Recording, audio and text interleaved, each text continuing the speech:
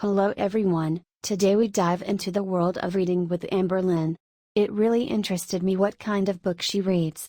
At a certain point, we search for ourselves in what we read. Let's say I am someone who loves love, my interests will go for romance books, right?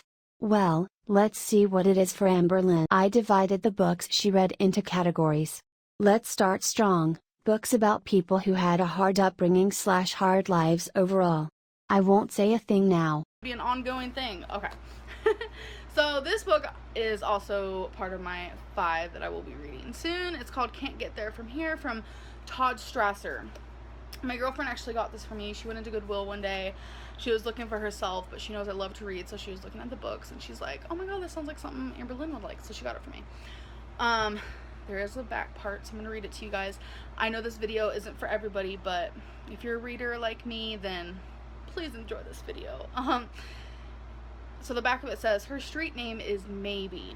She lives with a tribe of homeless teens, runaways, throwaways, kids who have no place to go other than the cold city streets, and no family except for one another.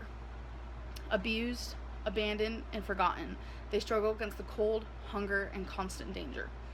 With the frigid winds of January comes a new girl, Tears, a 12-year-old whose mother doesn't believe Tears' stepfather abuses her. As the other kids start to disappear, victims of violence, addiction, and exposure, Maybe tries to help Tears get off of the streets, if it's not already too late. Love books like this. OMG. What does that mean, please? OMG. Like, I love books like this because I love teenage, like, drama, like foster care, group homes, drug abuse, teenager gets pregnant, teenager homeless. Like, honestly, love books like that. Love. Okay, so these are for the people who love to read like journal type books, and it is by the same author, which is anonymous. You don't get to know the author's actual real name, as Go Ask Alice. I'm sure all of you have read that book. I have read it like a million times, literally. I used to have it, but I got rid of it because I read it so much. I have never read any of these, but this is the same type of gist, all of these, and I know they're gonna be amazing. I know a lot of people think that Go Ask Alice is a true story, but I firmly believe that the person who is making these journals is just an author. I mean, I don't want to burst anyone's bubble or anything, but that's just like how I feel. Either way, real or not, they're amazing stories. Like I said, I've never read any of these. I've only read the Go Ask Alice. I'm gonna be reading these and I'm super excited, but I kind of wanted to show you guys these, give you guys an idea of some books to read. I'm just gonna read the back of them for you guys because why not? You can see if you wanna, you know, get yourself some. These from, pretty sure I went to Barnes & Noble. Yes, they were pretty cheap. They were only $9.99. Like, what? So, if that's good for you guys can get them there. Or you can do Amazon because I'm pretty sure it'll be even cheaper there. Okay, so let's get into this. This one is Jay's journal. On the back, it says, December 18th. Things are going from worse to impossible. I'm fighting a losing battle. Jay thought he could handle anything. The first time he took drugs was for fun, but what started as an escape quickly spiraled into a haze of addiction. That was just the beginning of the dangerous path that ultimately led Jay to take his own life. Wow. That's deep. This one is called Letting Anna Go. Saturday, June 30th. I just got on the scale in Mom's bathroom. Mayday. It literally says Mayday. My head is pounding. I feel bloated. This is the price I pay for not sticking to my guns yesterday. Is it worth it? The answer is no. This is the story of a girl. She was an athlete with a bright future. She only wanted to lose a few pounds. Once she started to lose weight, she couldn't stop. The feeling she got from getting thinner was addicting. She felt powerful, in control. She didn't realize she was starving herself to death. Follow her devastating journey in her own words and the diary she left behind. Honestly, this makes me want to cry just reading the back of it. I am so excited to read this because, as you guys know, I also struggle from a food addiction. Hers is quite different than mine, but an addiction is an addiction. A disorder is a disorder. Wow.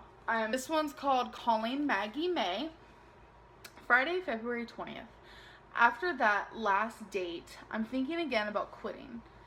Not for my parents, not for Ada, but because it might be the right thing for me. Maybe it's time to stop living in this crazy fantasy because it is starting to seem not so fantastic. It was supposed to be fun. She was always responsible at home, at school, at everything. Nothing was just for fun. Nothing was just for herself. But then an opportunity presented itself and she had to make a choice. A choice that would change everything. Now she has it all. No more worries about parents, no more worries about school, no more responsibility. But if no one's responsible, who does she turn to when her choice goes wrong? Read her story from the beginning in the diary she left behind. When they say in the diary they left behind, does that mean they die? Like, the Book of David, Wednesday, November 6th. I had a little lisp. Wednesday, November 6th. Why does this have to be so complicated? I don't even know how I feel inside right now or what I want. My shoulders are so tense that I can feel the knots forming in my neck. I'm hunched over this notebook, bracing for an impact, like at any moment my whole life will come crashing down around me. I have to talk to John. Life should have been perfect. He had everything: a family, friends, a girlfriend, an undefeated football team, and a half a dozen sports scholarships. He also had a secret that was tearing him up from the inside. Then he met someone who could understand him and his secret like no one else could. But nothing stays secret forever. Read what happened in his own words. Keeping his secret was hard, but it was nothing compared to what happened when everyone else found out. I feel like his secret is that he's gay. I don't know for sure, but for some reason I get that feeling.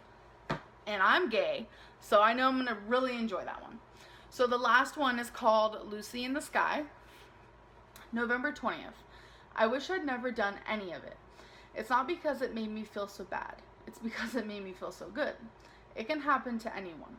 She was a good girl living a good life. One night, one party, everything changed. She thought it was fun. She thought she could handle it. She didn't think anything bad would happen. She was young. She was wrong. Read her story in her own words from the diary she left behind. What do you mean? Why'd she leave it behind? Where'd she go? Anyways, journal books are my favorite. Stolen by Lucy Christopher. This is another one of my favorites for this month. I gave it 5 out of 5 stars. Would have rated it higher if I could. It is about a girl who gets kidnapped, stolen, and it is very much Stockholm syndrome happens in this. So she thinks that she starts to love her kidnapper, and you guys, it is just so good. Again, I love movies where people are like kidnapped and like trapped and that whole thing. I loved this so much. Next, How depressing was that? We all know Amberlynn hasn't had the best life so far, but constantly moping about sad books isn't going to change her past. Reading books that are a little more joyful would perhaps give her some hope and the will to do better. Speaking of her past, let's move on to the next category, books about a destroyed families and bad mothers. Next book is called Necessary Noise. As you can tell, it's by a bunch of different authors, but it's pretty much about just kids and teenagers kind of sharing their story about their families. There's one where a child is living with 2 mothers. There's one where I guess one of their parents is like an alcoholic and stuff like that. So I'm interested to read that one. I'm gonna start with this book, Danielle Steele. It's called Accident. It actually doesn't have a cover. I got this from Goodwill. So there is no about me about me. There's nothing on here that shows what this book is about. But I looked it up online before I filmed this video because I didn't want to be like some stupid girl, like, girl, I don't know what this is about, and then throwing it on to the next one. No. I looked it up, and it is about, I just kind of skimmed it, let's be real. A husband gets in an accident, and he dies. And I guess the daughter, like, admits to the mom that she was being molested by him. So that's what this is about. With Danielle Steele, I'm just going to let you guys know now, Danielle Steele is one of my favorite authors ever. I know Danielle Steele is really, like, her audience is more older than I am, but her books, like, she is really just amazing, let's be real. Like, okay, so this one's called Not Like You by Deborah Davis. Where did I get this one from? I think I got it from Goodwill. I don't remember because I just have so many books, it's hard to keep up. But yeah, so the inside of this one, this is a long one, and I'm really bad at reading out loud, sorry. Starting a new chapter is how Kayla's mother, Marilyn, has always referred to their abrupt moves. 5 in the past 2 years. But what Kayla hates even more than moving is Marilyn's drinking. Already, I remember, yes, I did get this from Goodwill because when I was standing there, like, just skimming it, I was like, girl, I know I'm gonna like this. It once landed Kayla in foster care, and I was like, I was in foster care, I'm gonna love this. So she'll do whatever it takes to keep her mother from falling apart again. Just until she turns 18, less than 3 years away. Now, Marilyn has moved them to New Mexico and promised yet again to quit booze for good. Kayla knows better than to believe her, but for some reason reading out loud makes me so nervous, but I love you guys for watching this video. Kayla knows better than to believe her, but something about this move does feel different. Kayla is putting down roots, earning money as a dog walker, and spending time with Remy, a 24-year-old musician. But it says musician. Sorry. Oh, I'm not perfect. He's her refuge from Marilyn's daily struggle to stay sober. And after years of taking care of her mother, Kayla is starting to think of herself and who she wants to be. I feel like that's very important. Honestly, like, been there, done that, like my parents. Anyways, moving on. I just love books I can relate to. But she is willing to do whatever it takes. Oh, wait. She knows for sure who love you guys, but I don't edit, okay? My editing system don't work. It's so annoying. Okay. She knows for sure who she doesn't want to be, but she is willing to do whatever it takes to create her home life, even if it means leaving her mother behind. Honestly, yes. This is the type of book I need to read, especially nowadays, because I'm going through some things that I will make a video about. I don't know if it's uploaded before this or uploaded after this, but I'm going through some family things, and this book is literally me. I need to really just let go of the people who are never gonna change, who are hurting me, just like she's doing in that book. Like, I'm so excited to read that. Crying for Help by Casey Watson, and automatically I'm just gonna say I give this 5 stars. I thoroughly like this. This is about a foster parent, so we're following the foster parent, and she is talking about the journey that she had with a specific foster child. The foster child is older than this kid, so I don't really know why this little girl's on here, but the foster kid is very, she has outbursts and she's very provocative, and it just is sharing that journey. So by Robin Benway. This was one of my most favorite books that I read this month. I gave this 5 out of 5. I would have given it a 6 or a 7 or a 10. It's about 3 siblings who were put up for adoption, and they finally meet each other, and it goes through, you know, everything that they're going through in their life currently. They learn more about each other's pasts, and you guys, I loved it. I absolutely loved this, and I don't want to give too much away, but it really is just about them learning about each other and learning about their past and seeing if they can jive well. as siblings, and it's just so good. Next book is Mother by Corinne Zalikas. If I pronounce that wrong, I'm so sorry. I gave this a 4-star. It is just about a family, kind of like a dysfunctional family. There's a daughter in a psych ward. Dad struggles with addiction. The son has Asperger's. The mom is manipulative and she's a narcissist. This book was really good. 4 out of 5. Read You Must Not Miss by Katrina Leno. Love the cover. So this is about a girl who lives with her mom, who is an alcoholic. Her dad doesn't live with them anymore. Sister moved out because couldn't handle her mom being an alcoholic. So she creates this world, and she's able to go to that world. And this actually gets very dark. I was not expecting this, honestly. I gave it 3 out of 5 stars in the sense of, because like it was creative, it was good, it got dark, but I feel like there was something missing that I just can't put my finger on. Next, this next one is Night Road by Kristen Hanna. I got this from Walmart or Target, I don't remember. But the inside says, for a mother, life comes down to a series of choices: to hold on, to let go, to forget, to forgive. Which road will you take? Night Road. Ready? I'm really bad at reading out loud, so I apologize. For 18 years, Jude Faraday has put her children's needs above her own, and it shows. Her twins Mia and Zach are bright and happy teenagers. When Lexi Bale moves into their small, close-knit community, no one is more welcoming than Jude.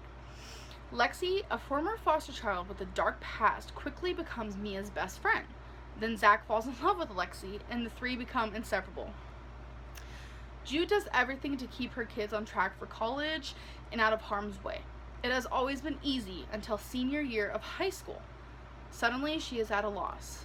Nothing feels safe anymore. Every time Mia and Zach leave the house, she worries about them.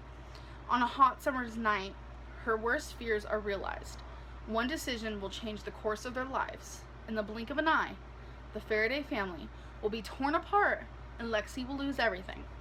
In the years that follow, each must face the consequences of that single night and find a way to forget or the courage to forgive. What girl? What girl? What girl? Like, I'm sorry, but this book sounds amazing.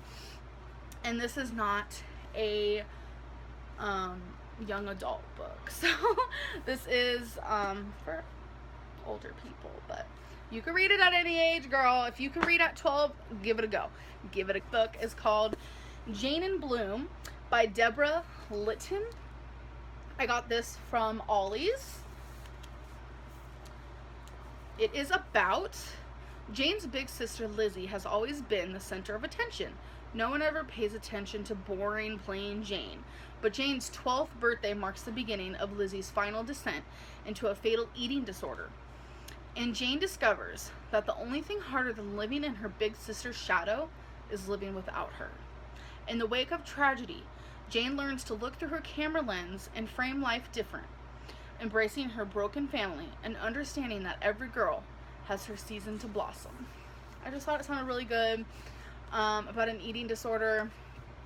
That's actually pretty intriguing. I'm super excited to read that, and it's super thin, so I'll be done with that in like an hour, girl. According to the videos I watched, these two categories are the biggest.